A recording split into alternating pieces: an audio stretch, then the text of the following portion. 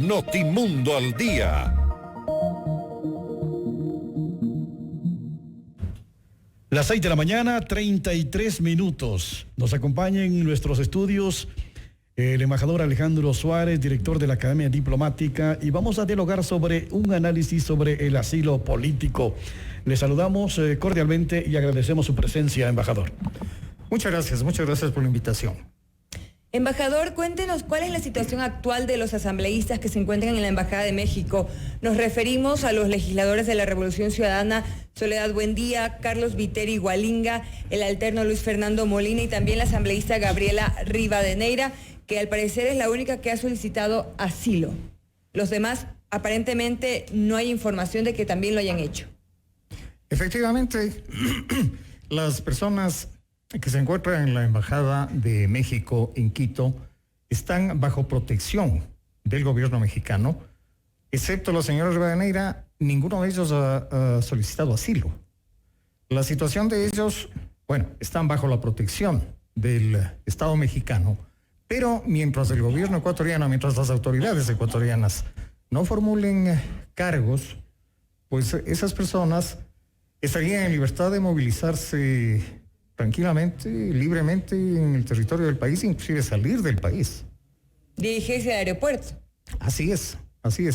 Que yo sepa, que nosotros sepamos, no hay hasta el momento ninguna acusación, ningún cargo específico contra estas personas. La Fiscalía no ha mencionado precisamente que no tiene ningún cargo en contra de ellos, por lo que podrían salir, como usted menciona, libremente, dirigirse hacia la Asamblea el día de mañana y continuar con sus labores habituales, o dirigirse al aeropuerto y salir del país. Pueden realizar cualquier actividad. Claro que sí, e inclusive el gobierno mexicano, esta es una decisión de las autoridades mexicanas, de la Embajada Mexicana, podría invitarles a salir de la misión diplomática. No hay ninguna amenaza, no hay ningún cargo contra estas personas. Las autoridades ecuatorianas no han formulado acusaciones, de manera que, en teoría, no tendrían por qué estar allí. Ahora, embajador, ¿qué se necesita para solicitar el asilo político? A ver, el asilo político, como todos sabemos, es una institución fundamentalmente del derecho internacional americano. Hay varias convenciones, la más importante probablemente la de Caracas de 1954, que establece los requisitos para que un país pueda otorgar asilo. Y se trata fundamentalmente de personas que sufren algún tipo de persecución que no está vinculada a delitos comunes. Las convenciones sobre asilo, repito, la de Caracas de 1954 y la de Montevideo de 1928, establecen muy claramente que no se podrá conceder asilo en los casos de delitos comunes. De manera que el principal requisito, podríamos decir, para solicitar asilo es el de presentarse, el de plantearse como personas bajo persecución política. El día de ayer entrevistaba al asambleísta Juan Lloret, coordinador de la bancada correísta, precisamente sobre este tema, por qué los asambleístas decidieron refugiarse en la Embajada de México aquí en Quito. Y él lo que me mencionó fue que los asambleístas recibieron varias llamadas telefónicas amenazando su integridad física y la de su familia, que sentían que eran seguidos por personas desconocidas, que tenían mucho temor de recibir algún tipo de agresión que amenazara su vida. ¿Este caso sería uno de los argumentos para pedir asilo? No necesariamente. El asilo, repito, es viable cuando se trata de algún tipo de persecución del gobierno de los países, algún tipo de acusación con carácter eminentemente político, pero una persecución, un acoso por parte de las autoridades. La persecución, pongámoslo entre comillas, la persecución que pueda sufrir una persona por particulares, eso no necesariamente faculta para la obtención de un asilo. Ahora, la protección que México ha decidido otorgar, eso es otra cosa. ¿Qué significa esa protección? ¿Qué implica? Bueno, la protección se verifica fundamentalmente con la facultad de permanecer en el interior de la sede diplomática. Sabemos perfectamente que de acuerdo con la Convención de Viena sobre Relaciones Diplomáticas, las sedes diplomáticas son inviolables. Ninguna autoridad puede penetrar en una sede diplomática sin autorización del jefe de la misión. Y obviamente, pues los particulares no pueden penetrar en la sede. Las sedes están generalmente protegidas y el Estado además debe garantizar la inviolabilidad de las sedes diplomáticas. Embajador, ¿el gobierno mexicano puede decidir si los mantiene o no a los asambleístas que se encuentran en la embajada bajo su protección? Es decisión exclusivamente del Estado mexicano, de las autoridades mexicanas. Fue decisión de la Embajada de México, del Gobierno de México, el conceder esa protección, y es atribución exclusiva del Gobierno mexicano el dejar de prestar esa protección.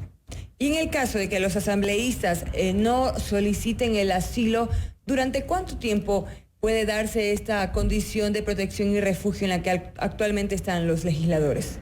No hay un tiempo definido. Ese tiempo lo establece el Estado mexicano, la Embajada de México. Ellos, de acuerdo con su criterio, permitirán la presencia de esos ciudadanos ecuatorianos por el tiempo que deseen, por el tiempo que les parezca. ¿Y en qué condiciones viven las personas dentro de una embajada? Bueno, generalmente la presencia de un asilado en una sede diplomática es siempre muy incómoda para la sede asilante.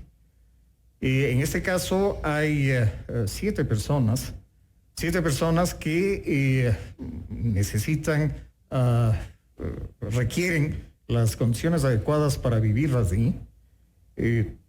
Presumo que la Embajada de México no ha previsto las condiciones físicas necesarias para admitir, para que permanezcan, para que vivan allí. 7 personas adicionales habrán tenido que hacer adaptaciones. En fin, siempre es un problema para las sedes diplomáticas. Y luego además está de por medio el problema político que eso supone. Normalmente cuando un país concede asilo, no es este todavía el caso, pero cuando un país concede asilo a una persona que está siendo perseguida por el gobierno, esa decisión, la concesión del asilo, plantea tensiones en las relaciones diplomáticas entre los países. Por más que la institución del asilo sea una institución de origen, de carácter humanitario, siempre hay de por medio un componente político que, repito, puede llegar a tensar las relaciones entre los países. El asilo político es un derecho que tiene una persona a no ser extraditada de un país a otro que lo requiera para juzgarle por delitos políticos, cosa que no ocurre al momento con los asambleístas que se encuentran en la Embajada de México. No, porque hasta el momento no ha habido una solicitud de asilo. Y repito, mientras no se formulen cargos específicos por parte de las autoridades que eventualmente puedan consistir, por ejemplo, qué sé yo, en una prisión preventiva. Mientras no se dé eso, México no podría considerar, en mi criterio, no podría considerar el otorgamiento de asilo. Por eso es que hasta el momento se está hablando solamente de protección. Ahora, quien sí realizó ciertas declaraciones que podrían haberse interpretado por parte del gobierno como un intento de desestabilización fue la asambleísta Gabriela Rivadeneira, quien en los momentos, durante los días de estas paralizaciones y protestas violentas, ella solicitó la renuncia del presidente Moreno, dijo que era un momento de la muerte cruzada, de adelantar las elecciones y de cambiar al presidente. Esto podría haber hecho o podría configurarse dentro del marco de una persecución al gobierno, haber mencionado en varias cadenas nacionales que el expresidente Correa y Nicolás Maduro estaban detrás de este intento de golpe de Estado. Incluso el presidente Moreno mencionó en algunas ocasiones varios nombres, por ejemplo, la prefecta de Pichincha, Paola Pavón, Virgilio Hernández, entre otros, que según el mandatario estaban detrás de toda esta organización de actos violentos. Esa declaración todavía no ha motivado una acción de las autoridades ecuatorianas. El caso de la señora Pavón, por ejemplo, es diferente. Contra la señora Pavón se han formulado acusaciones concretas y eso ha determinado la prisión preventiva de la señora Pavón. Pero en el caso de la señora Rivadeneira todavía no ha ocurrido eso. Pero hubo un allanamiento, por ejemplo, a su domicilio y allanamientos a los domicilios de Virgilio Hernández también. ¿Eso tal vez se configuraría como una persecución? Las autoridades han procedido de acuerdo con lo que han considerado adecuado, pero todavía las autoridades correspondientes, me refiero fundamentalmente a la Fiscalía, no han formulado cargos específicos concretos. Y quisiera insistir en esto: mientras no haya una formulación de cargos, una persona no podría considerarse perseguida por las autoridades, perseguida por el gobierno. Repito lo que mencionaba al principio: las personas que están en la Embajada de México podrían perfectamente en este momento salir de la sede diplomática y transitar libremente por el territorio ecuatoriano. No hay cargos contra ellos. ¿Quiere decir que el gobierno mexicano podría estar esperando que se le formulen cargos a los asambleístas para tomar una decisión, embajador? Claro, evidentemente la decisión que toma un país al que se le solicita asilo, evidentemente, primero es una decisión soberana del país.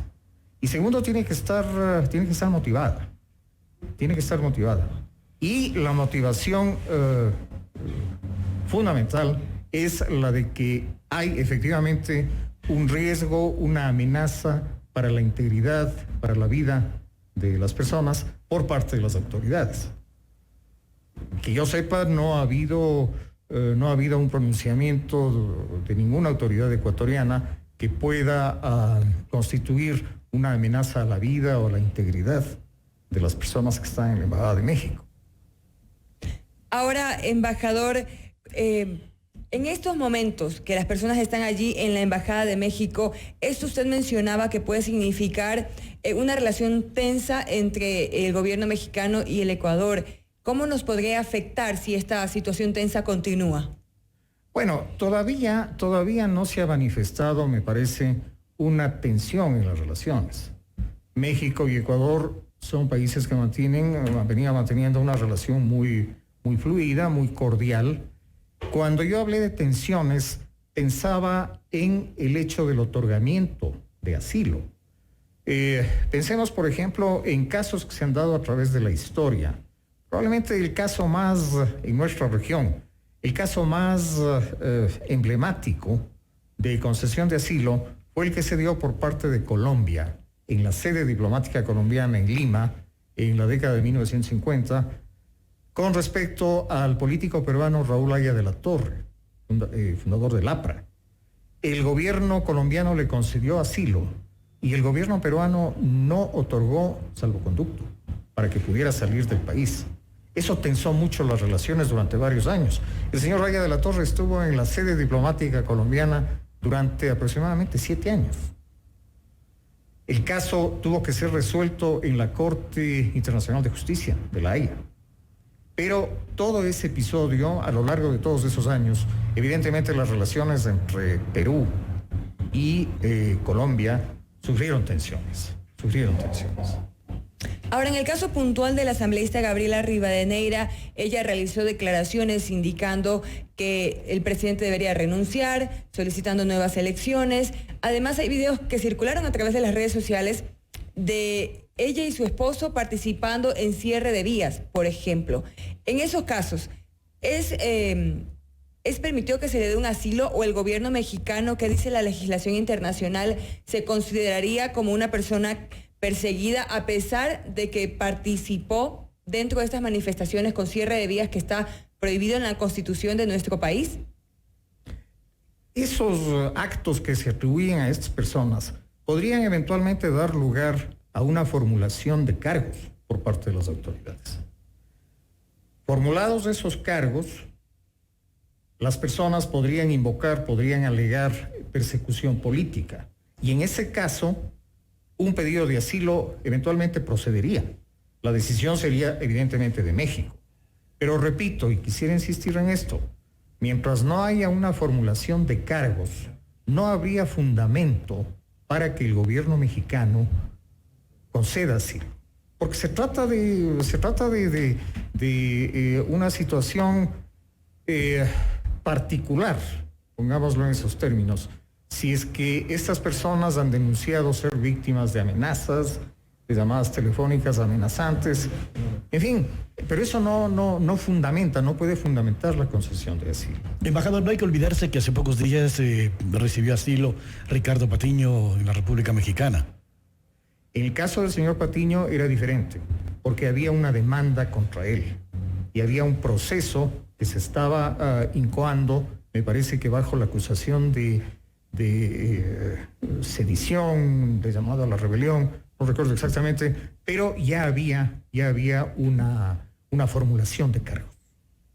Bueno, es una situación, como usted menciona, muy particular. Quienes al momento se encuentran en la Embajada de México aquí en Quito son la asambleísta Soledad Buendía y su esposo, Edwin Jarrín, el asambleísta Carlos Viteri Gualinga y su esposa, Tania Pauker, el legislador alterno Luis Fernando Molina, alterno de Mónica Alemán, y también el procurador síndico de la prefectura de Pichincha y Leonidas Aníbal Moreno Ordóñez, asesor ejecutivo de ese gobierno seccional, además del asambleísta Gabriela Rivadeneira y su esposo. Un gran grupo de ecuatorianos solicitando esta medida de protección al momento en la embajada. Como usted mencionaba, sin duda será una situación un poco incómoda para la embajada porque no estarían preparados para recibir a tantas personas.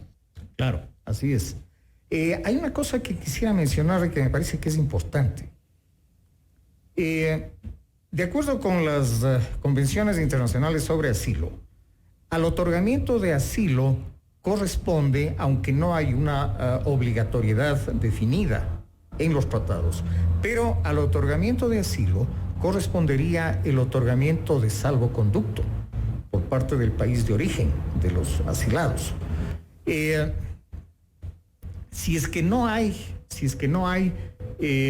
una formulación concreta de cargos, si es que eventualmente se concediera asilo, supongamos, si es que eventualmente se concediera asilo por parte del gobierno mexicano, pues el Ecuador no tendría por qué otorgar salvoconducto, porque no hay nada, ningún cargo que pese contra ellos.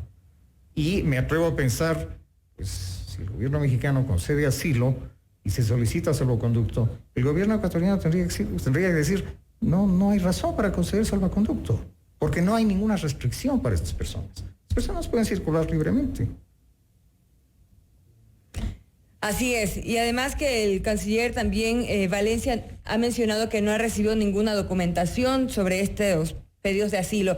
Solamente conocemos hasta el momento que Gabriela Rivadeneira ha hecho la solicitud. Queremos agradecerle al embajador Alejandro Suárez, director de la Academia Diplomática y además docente de la Universidad Internacional del Ecuador, por habernos acompañado esta mañana aquí en Notimundo al Día para analizar esta situación que viven los asambleístas de la Revolución Ciudadana al momento bajo la protección del gobierno mexicano en la embajada aquí en Quito. Muchísimas gracias por habernos acompañado. Muchísimas gracias por la invitación. Este es Notimundo, siempre bien informados. La información actualizada minuto a minuto también en imagen a través de FM Mundo Live.